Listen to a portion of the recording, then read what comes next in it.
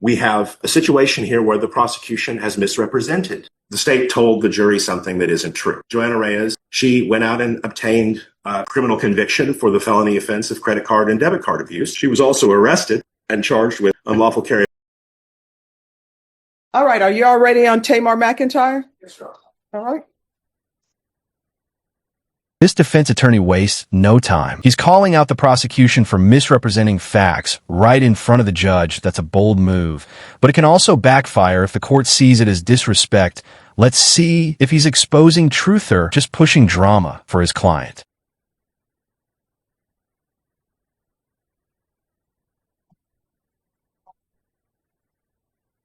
Good morning, Judge. Good morning. All right, the court is calling 2019 CR 12495 State versus Tamar McIntyre. Could I have parties announced? State, John. John Hunter for Mr. McIntyre, Your Honor. Are you Mr. McIntyre? Yes, ma'am.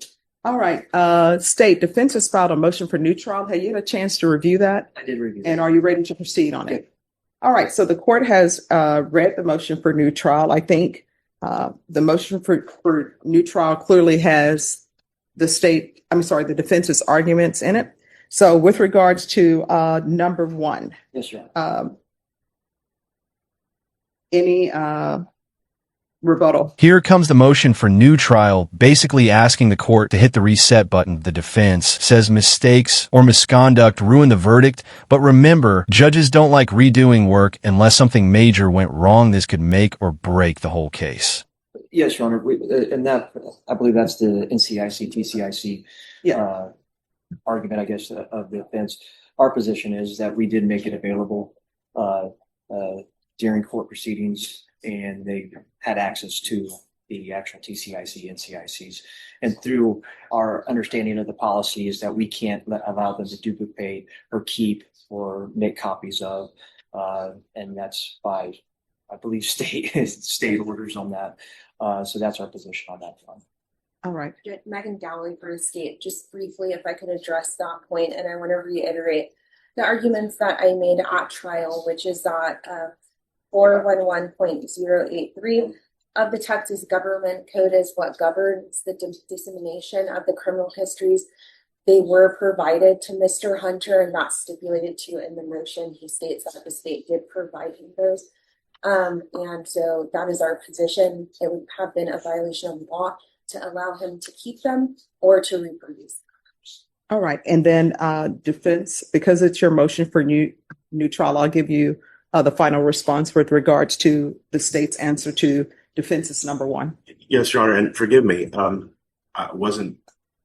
did not prepare to proceed today. I came to court because the law requires me to show you the motion within 10 days. Yes. And so I haven't, I wasn't anticipating actually discussing the merits of it today, but if the court wishes us to proceed with that, I mean, our position with respect to the NCIC argument is fairly simple. We cited case law, which the courts have addressed this subject matter before and have recognized that it is covered by the Michael Morton Act and that it would be required to be produced. As a practical matter. Well, you're saying produced, but the state is saying that they did produce it. They just didn't allow you to copy it or leave with it. It was given to us on the first day of the trial. And in the process of trying to make use of it and note it down, we got into an argument about whether or not we'd be able to photocopy it, which we immediately brought to the court's attention. We had an argument in which the court concluded that we were not entitled to copies of it, which we does the law say? Does the law say that you are allowed to make copies? I believe that that is what those cases that we have cited for stands for, that proposition, that it is producible under the Michael Morton Act in all ways that other discovery is producible. The state's contention that there is a statute that privileges it from disclosure, I think, is being misinterpreted. Okay, they're not saying, and correct me if I'm wrong, they're not saying that it doesn't prohibit them from disclosure. They're saying, yes, we do disclose it to you, but you're not allowed to copy it or leave the courtroom with it. Am I misinterpreting what's being said? That is their argument. Yes. All right. So we just disagree with that position. I don't think the law supports it. And we also would maintain, as we maintained at the trial, that as a consequence of, well, let me rephrase that. To the extent that there is any countervailing or overarching privilege that would run afoul of the case law that we've cited, Your Honor, about its discoverability, or that would limit our ability to use it from how we would otherwise be entitled to use discovery. I would maintain that that privilege is waived. This argument might sound boring, but it's pure courtroom chess. The defense wants copies of data to expose errors. Prosecution says no. It's illegal. Both have a point, but without access to that data, can you really call it a fair trial? That's the million-dollar question here. By two separate independent actions. The first is this isn't a situation where we're trying to snoop on these people's lives outside of the context of defending Mr. McIntyre. He is indicted. The state made that decision. When the state or the government have a privileged interest in the privacy of certain sensitive information, and they elect to indict someone for a criminal offense over it, then they can't be in the position of being able to still hold on to that privilege. They waive it. Secondarily, they have run the TCIC and CIC for these individuals, which is the triggering event. The database is curated not by this office. It's curated by the Texas Department of Public Safety and the FBI. They query that database. They are only allowed to query that database if they have a good faith reason to do so in the execution of their duties and responsibilities as members of the district attorney's office. They can't just go pull NCIC, TCIC on you or me because they're upset with us, or they for a petty You're difference. saying that they were upset with somebody, that's why they... No, I'm giving this as an example. I have had cases in the past where I have defended policemen who were accused of improperly querying the TCIC, NCIC database for petty reasons. So we're not saying that any NCIC, TCIC was queried without a good faith basis. No. In fact, quite the opposite. We know that there was a good faith basis because this is the TCIC, NCIC for their witnesses. And Brady versus Maryland, and every case that has come since it says that they have to give me that information. That Okay, is a so requirement. then the main argument, and so let's stick with what the argument is. And if I'm wrong in interpreting what's being said by both parties, the argument is not that you received the information. Your sole basis is that you should have been allowed to photograph or reproduce or take the item, the NCIC, TCIC with you. We wanted to be able to use it in every single way that you can use. No. My question, I'm trying to get to specifics. The specific is... Well, let me start with this. Number one, was the NCIC, TCIC provided to you? Yes or no? It was handed to me and I had about 10 minutes with it before we had to turn it back over. Okay, so now with regards to it being handed to you, then it was handed to you. The next question is your sole objection or request for a motion for new trial with regards to point one is that you were not allowed to photograph it or take it with you. Am I correct in that? The contention is twofold.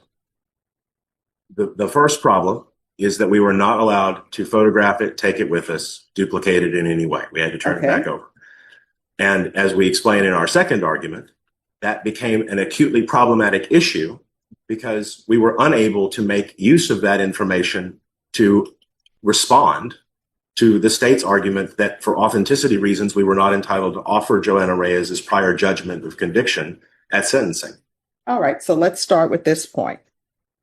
First point, state, when was the NCIC, TCIC given to defense? Prior to jury selection, Your Honor.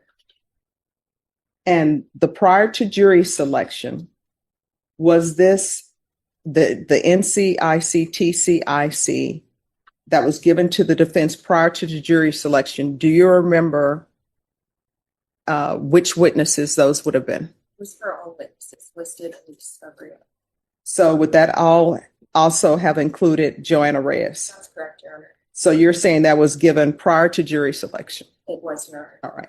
So it's the court's understanding that for purposes of cross-examination, NCIC, TCIC are considered timely if they're given before cross-examination. But my understanding is that the state gave it to you prior to jury selection. So the first question is, were the NCICs, TCIC given to the defense prior to jury selection? A stack of paper was handed to me. No, my question is, I want to make sure the record is clear. I want because the record to first be question clear, is too. not accurate. I mean, I want to know, they're saying that they gave the NCIC, TCIC of all witnesses to you before jury selection. And it seems your main complaint in here is regarding Joanna Reyes. So my question for the defense is whether or not the NCIC, TCIC, for all the state's witnesses, were they given to you prior to jury selection? Then we can handle your other point. the word given is not a word that I can address in that. Were they handed to you? I held them in my hand for a few minutes. I didn't have an opportunity to digest their contents fully. I wasn't allowed to copy them. Almost immediately afterwards, I was told that their position was going to be that I wasn't going to be allowed to copy them. I had to instruct my Okay, so staff. here's the thing. Let me just finish real quick. No. You know, I need Because to- I now need to stop. We're taking it one point at a time. My first question is, were they given to you prior to jury selection? It seems that your answer to that is yes. Then we'll get into what you were not able to do with them. So the record is clear. My understanding from you is that witnesses who are going to testify in the state's case in chief, their NCIC, TCIC was given to you prior to jury selection. Now that that's been established, then the next question becomes, what were you able to do with the NCIC, TCIC that was given to you? Nothing.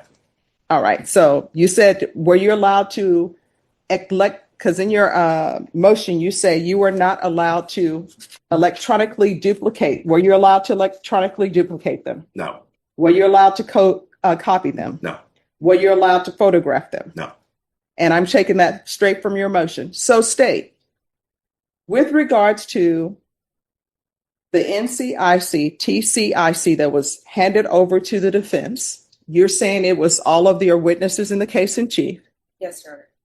The defense is saying they were not allowed to electronically duplicate. Did you catch that the prosecutor just admitted they withheld evidence out of fear of breaking a law that's while following the law to the point it might hurt the case's fairness? It's a legal paradox, and judges hate paradoxes like this one. Copy or photograph any of the NCICs, TCICs. Now, why were you not allowing the defense to either electronically duplicate, copy, or photograph the NCIC, TCIC? Because I didn't want to be charged with a misdemeanor offense. All right. And where are you obtaining that from, the fact that you would be charged? Your Honor, I previously stated there are two subsections of law that govern the dissemination of criminal histories.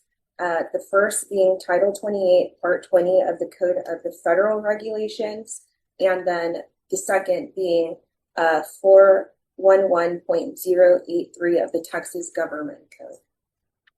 All right. So the state is saying that they could not allow you to electronically duplicate, copy, or photograph based upon Title 28 of the Federal Code and also Chapter 4 of the Government Code. What is your response? Several things. First, we do not believe that those provisions prohibit a defense lawyer from taking possession of the criminal histories for the purposes of defending a man at trial. That is not the purpose of those laws. That is our position. Secondly. All right, let me just stop you for a moment. When you say taking possession of it, what do you mean by it doesn't prohibit you from taking possession? What is your definition of taking possession of the NCIC, TCIC as you see it? A lawyer should be able to keep the paper with him for the course of the trial so that it can be read, it can be understood, and it can be researched further. All and right. None of those things were able to be accomplished. I was unable to finish reading the histories. I was unable to digest their contents or understand them or make any meaningful use of them. I was unable to copy them so that I could do that when we weren't in court at recess at any point. All right. So when you say taking possession, you mean keeping the paper. And when you say keeping the paper, we're for the record, we're talking about the NCIC, TCIC. When you say keeping the paper, do you mean leaving the courtroom with the paper? I mean, right. I could not leave the courtroom with the paper.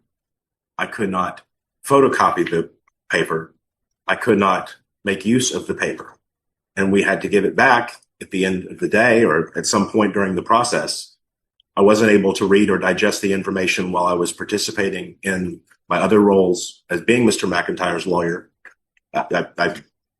Counsel has said it was handed prior to jury selection. That sounds right. I don't have independent recollection of the day, but we were involved in jury selection for all day and into the evening. It was a lengthy process, and so there was not an opportunity to make any use of it. Also, I can just say, Your Honor, in both federal and state trials that I have participated in, I have never had this issue come up before. I have had prosecutors with the Department of Justice hand me the Jenks material, which would include the criminal history material, prior to the commencement of trial. I understand that the Jenks Act similarly narrows that compulsory moment of disclosure to when the witness is passed for cross-examination, but almost every judge in the United States has recognized that while that law may be that that's when it must be produced, that isn't a fair system.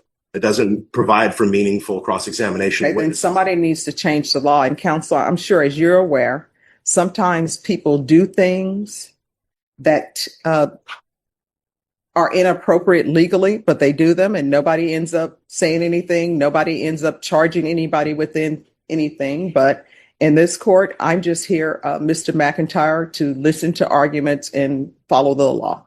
That's my role here as far as this case is concerned, because the jury trial is the parties that made the decision. But Your Honor, what I'm saying is I don't think that the law has to be changed, because I don't think that the law comes to this conclusion. I think that the conclusion the state's asking you to draw from it is not what the law means in its full synthesis, and that the court's responsibility is to allow the lawyers to be able to provide a meaningful defense to the defendant, which includes having access to the impeachment material that is involved in the case. This is the bombshell moment the defense says the prosecution lied to the jury about a key witness's criminal record. If that's true, the entire verdict could collapse, but proving intent is hard. Was it a mistake or a cover-up? The judge's reaction says everything. And in particular, Your Honor, what I think we also need to draw clearly is that this isn't just about the general frustration, although there is that general frustration of not having the ability to use that information and have it on counsel table's desk at the exact time that we are in cross-examination or preparing the evening before with that information. Those things all occurred. And so there is a global harm there. But the specific and acute harm, and the reason why a new trial should be granted in this case, is because, as Ground 2 establishes, we have a situation here where the prosecution has misrepresented the criminal history of its most important witness and did nothing to correct that record, even though the very documents we are talking about here, the TCIC, NCIC records, are the proof that it was a misrepresentation. And so that's what really ties this thing together, is that the TCIC, NCIC is being used as both a shield and a sword against the defense. And that's not its purpose. That's the bigger overarching issue here. And certainly with respect to both constitutional law, as it pertains to what due process of law for a criminal defendant means, and in terms of the full synthesis of why these laws exist and what their purpose is and how those things are supposed to operate, it simply is not the case that the court could not authorize the defense to have access to that information during the proceedings. And we were amenable then. We told the court we were amenable then that we would have taken it under protective order. But that option was not explored. All right. So with regards to the defense request for motion for new trial under point 1, that will be denied. Point 2, misstatements of the prosecution in closing argument. What misstatements? The the state in closing argument told the jury that Joanna Reyes should be credited with belief because she had abided by the conditions of her bail on her tampering case, on her capital murder case, and had not done anything illegal, had not broken the law. And we quote the argument verbatim in the motion. We approached and explained that's just simply not true. Joanna Reyes, after she was charged in Mr. McIntyre's case, and after she entered her plea of guilty to tampering with evidence, and after her sentencing was held at abeyance and postponed pending the outcome of Mr. McIntyre's trial, she went out and obtained criminal conviction for the felony offense of credit card and debit card abuse. She was also arrested and charged with unlawful carry of a weapon. That case was dismissed because she pled to a different offense. We've included all of those records that we've obtained from the Harris County clerk as exhibits in the motion for new trial, which we'd ask that the court receive. We also made a bill of exception at the trial of the judgment of conviction for credit card and debit card abuse at the sentencing phase of the trial, which we'd ask the court to take into consideration as well. There's just no question that the state told the jury something that isn't true. Now, listen, I think Jason Garahan is a very reputable, honest, and hardworking prosecutor, and I have immense respect for him. I don't know why they said this, but it's just not true. It's objectively false. All right, response. Well, Your Honor, with respect to the statement, I trust that their motion states what I said during argument, which is closing argument during the guilt innocence. And what it may be, slip of the tongue, or the fact that I misstated that Joanna Reyes had a, I don't know exactly what was said, but alluded to the fact that she didn't break her bond is something that can be argued that it was done by mistake on my part. That may be, but the fact remains is that defense counsel knew about this and did not bring this up during her cross-examination.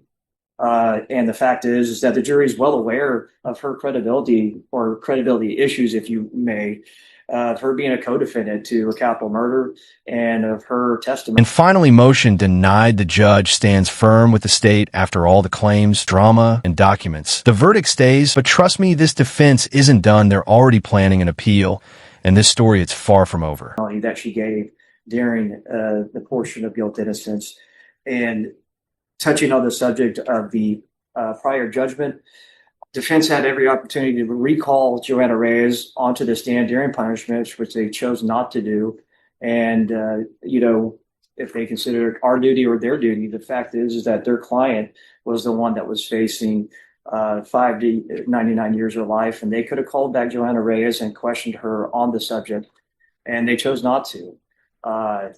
That fact does remain there, Judge. So that's the state's position on it. Judge Am, just one more thing. Closing arguments are just that, arguments. They're not evidence. And the jury was instructed about that multiple times. And so that would just be another argument regarding that. All right. With regards to point 2, the motion for new trial will be denied with regards to point 2. All right. Thank you. May I be excused, Your Honor? Yes. I guess, well, we don't need the other. I'll be filing an amended notice of appeal to include the denial of the motion for retrial. Sure. All right. Is there anyone else who's ready? But he stepped down.